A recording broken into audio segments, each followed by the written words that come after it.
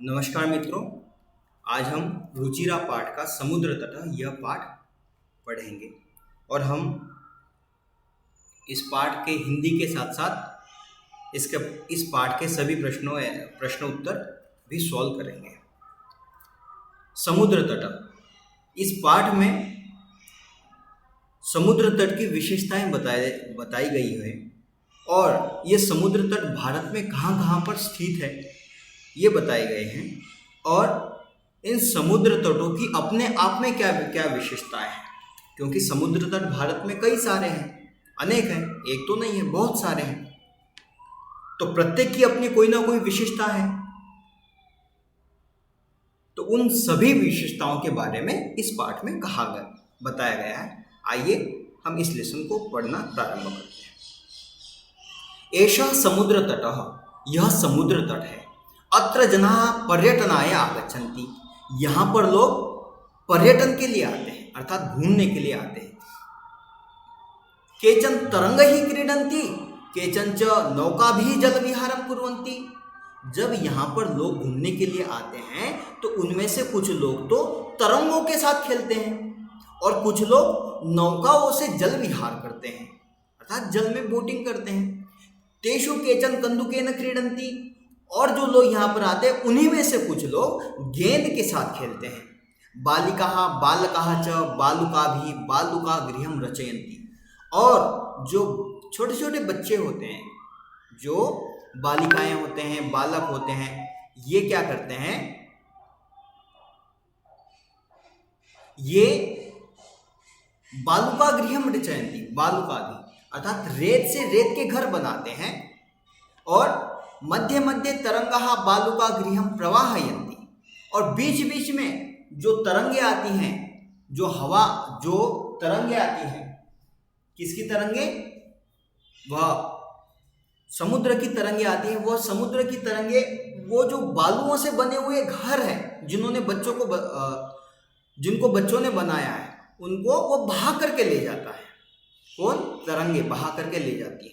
एषा क्रीडा प्रचलति एव, यह खेल चलता रहता है। किस प्रकार का खेल कि बच्चे वहाँ पर रेत से टीले बनाते हैं और वहाँ लहर आती है, लहर उसको बहा करके ले जाती है। फिर से वो बच्चे अपना टीला बनाते हैं, फिर से लहर आती है और लहर बहा करके ले जाती है। इसमें बच्चों को भी मजा आता है। क्यों?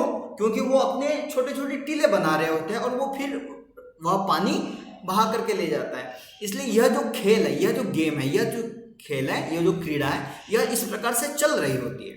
और समुद्र तटाः न केवलम पर्यटन स्थानानि, कहते हैं समुद्र तट केवल मात्र पर्यटन का स्थान नहीं है, बल्कि अत्र मत्स्य जीविनः अपि स्वजीविकां चालयन्ति।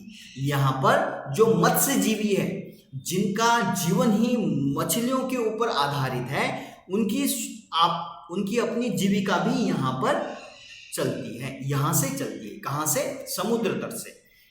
जो मछुआरे हैं, मछुआरों की आजीविका भी इन समुद्र तटों से चलती है।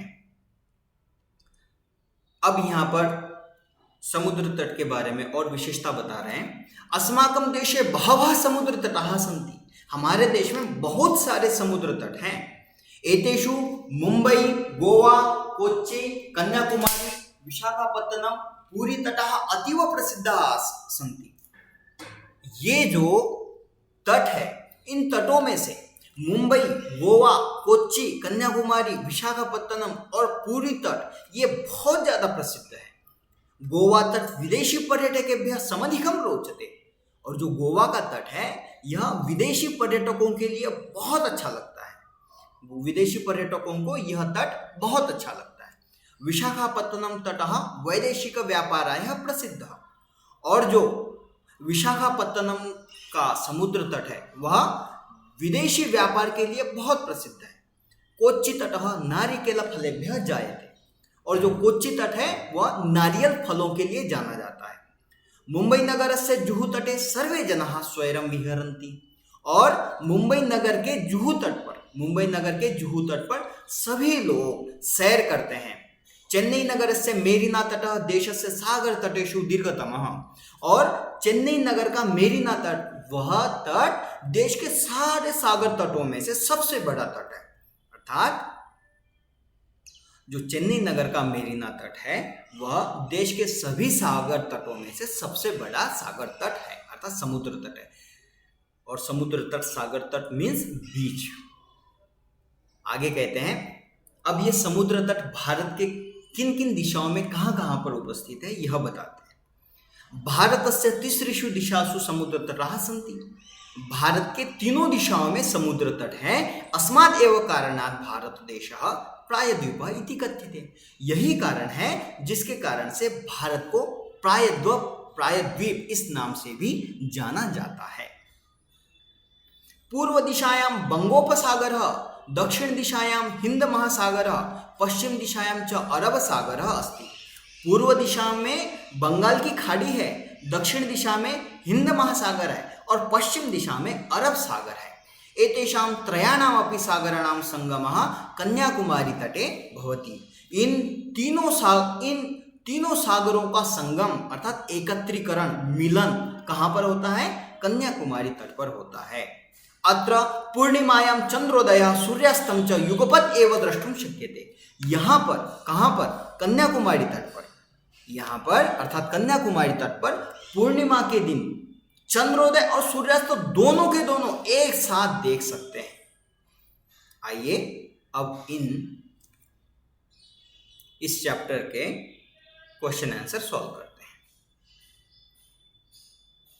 प्रश्न संख्या 1 है, उच्चारण कुरुतः। हमें इन शब्दों का उच्चारण करना है। तरंगैः संगमः प्रायद्वीपः मत्स्यजीविनः तिसृषु बंगोपसागरः विदेशी पर्यटकेभ्यः वैदेशिक व्यापाराय चंद्रोदय। ये क्वेश्चन नंबर 2 है, अधोलिखितानां प्रश्नानां उत्तराणि लिखत। अर्थात नीचे लिखे गए प्रश्नों के उत्तरों को लिखिए। जनाः काभिः जलविहारं कुर्वन्ति। जनाः अर्थात लोग किसके माध्यम से जल विहार करते हैं?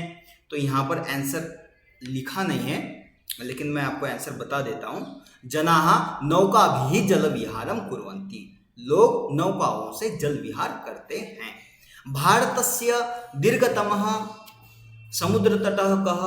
भारत का दीर्घतम अर्थात सबसे बड़ा समुद्र तट कौन सा है? तो भारत का सबसे बड़ा समुद्र तट मेरीना तट है। चेन्नई नगर का मेरीना तट यह भारत का सबसे बड़ा समुद्र तट है। जनाः कुत्र स्वैरं विहरन्ति। लोग कहाँ पर सैर करते हैं? तो इसका आंसर है जनाः मुंबई नगरस्य जुहू तटे स्वैरं विहरन्ति। लोग मुंबई नगर के जुहू तट पर सैर करते हैं। बालकाः बालुकाभिः किम रचयन्ति। बालक बालुकाओं से क्या बनाते हैं? तो बालक बालुकाओं से रेत के टीले बनाते हैं।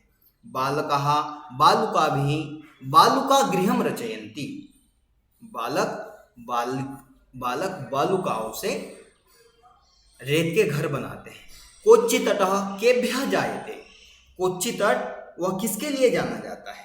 तो कोच्चि तटः नारिकेल फलेभ्यः जायते। कोच्चि तट नारियल फल के लिए जाना जाता है।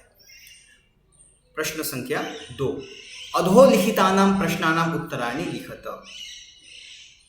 जो प्रश्न मैंने ऊपर पढ़ा है उस प्रश्न के सारे उत्तर यहाँ पर दिए गए हैं।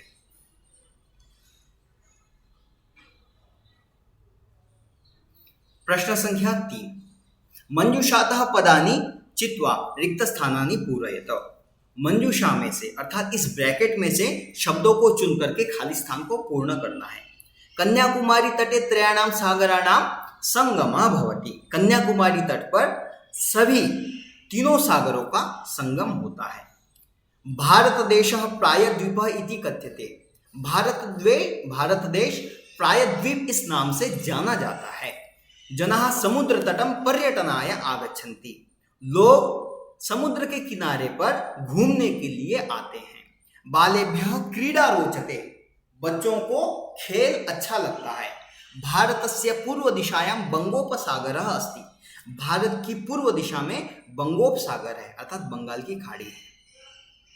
प्रश्न संख्या 4, यथा योग्यम योजयत। अर्थात उचित विभक्तियों, उचित शब्दों को जोड़िए। समुद्र तटः, समुद्र तटः पर्यटनाय,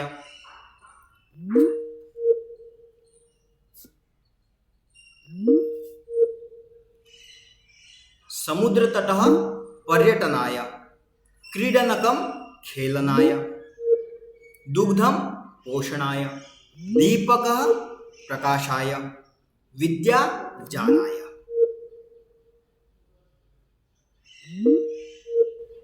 प्रश्न संख्या 5, तृतीया विभक्ति प्रयोगेण रिक्त स्थानानि पूरयेत। तृतीया विभक्ति का प्रयोग करके खाली स्थान की पूर्ति कीजिए। यथा उदाहरण स्वरूप व्योमः मित्रेण सह गच्छति। अब यहाँ पर मित्र शब्द दिया गया है, तो मित्र शब्द में तृतीय विभक्ति का प्रयोग करना है। तो क्या होगा, व्योम मित्र के साथ जाता है। बालकाः बालुकाभिः सह पठन्ति। बालक बालिकाओं के साथ पढ़ते हैं। तडागः कमलैः विभाति। जो तालाब है वह कमल से सुशोभित होता है।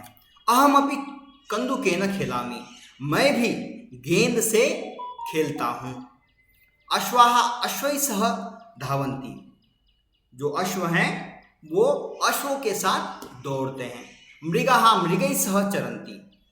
जो मृग है, हिरण है, वह हिरणों के साथ चरता है। क्वेश्चन नंबर 6, अधोलिखित वृत्तचित्रं पश्यत उदाहरणानुसारेण कोष्ठकगतैः शब्दैः उचित वाक्यानि रचयत।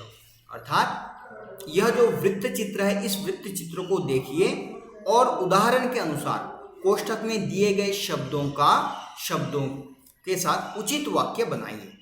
अब यहाँ पर हमें इस वृत्त चित्र को देख करके उदाहरण के अनुसार ही सारे के सारे जो कोष्ठक में दिए गए शब्द हैं, उन शब्दों के साथ हमें एक वाक्य बनाना है। अब देखिए, इधर हमने वाक्य बना दिए हैं इन शब्दों का।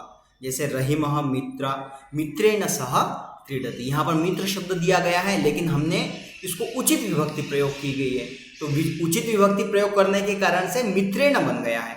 रहीमः मित्रेण सह क्रीडति। फिर है रहीमः द्विचक्रिकया आपणं गच्छति। द्विचक्रिकया मतलब साइकिल से। वह रहीम साइकिल से बाजार जाता है। रहीमः कलमेन पत्रं लिखति। रहीमः कलमेन पत्रं लिखति। रहीम कलम से पत्र लिखता है। रहीमः हस्तेन कंदुकं क्षिपति। रहीम हाथ से गेंद फेंकता है। रहीमः नौकया जल विहारम करोति। रहीम नौका से जल विहार करता है। रहीमः चषकेन जलम पीबति। रहीम ग्लास से जल पीता है। रहीमः तुलिकया चित्रम रचयति। रहीम पेंसिल से चित्र बनाता है। रहीमः वायुयानेन यह आगच्छत्। रहीम वायुयान से अर्थात एरोप्लेन से कल यहाँ पर आया। आइए नेक्स्ट क्वेश्चन पढ़ते हैं। कोष्ठकात् उचित पद प्रयोगेण रिक्त स्थानानि पूरयेत। कोष्ठक में से उचित शब्द का प्रयोग करके खाली स्थान पूर्ण कीजिए। धनिकः, अब यहाँ पर दो शब्द दिए गए हैं, निर्धनम और निर्धनाय। अब इन दोनों शब्दों में से हमें एक शब्द का प्रयोग करना है। तो निर्धनम और निर्धनाय दोनों में से किस शब्द का प्रयोग होगा? निर्धनाय का प्रयोग होगा। क्यों होगा? क्योंकि निर्धन के लिए धन देता है, और के लिए कहाँ पर प्रयोग होता है? के लिए संप्रदान में प्रयोग होता है, और संप्रदान हमेशा चतुर्थी विभक्ति, संप्रदान अर्थात चतुर्थी विभक्ति। ठीक है, तो निर्धन शब्द में चतुर्थी विभक्ति क्या होगी? निर्धनाय। इसलिए क्या होगा यहाँ पर? धनिकः निर्धनाय धनम ददाति। ठीक, धनिक निर्धन के लिए धन देता है। बालः पठनाय विद्यालयम गच्छति।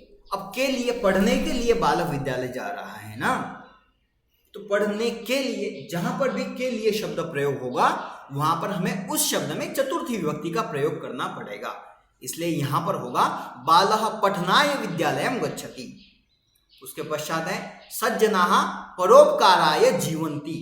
सज्जन लोग परोपकार के लिए जीवन यापन करते हैं। सज्जनाः परोपकाराय जीवन्ति। फिर है प्रधानाचार्य छात्रेभ्यः पारितोषिकम यच्छति। प्रधानाचार्य छात्रों के लिए, बच्चों के लिए पारितोषिक देते हैं। फिर है शिक्षकाय नमः, अर्थात शिक्षक के लिए नमस्कार। आप सभी को धन्यवाद।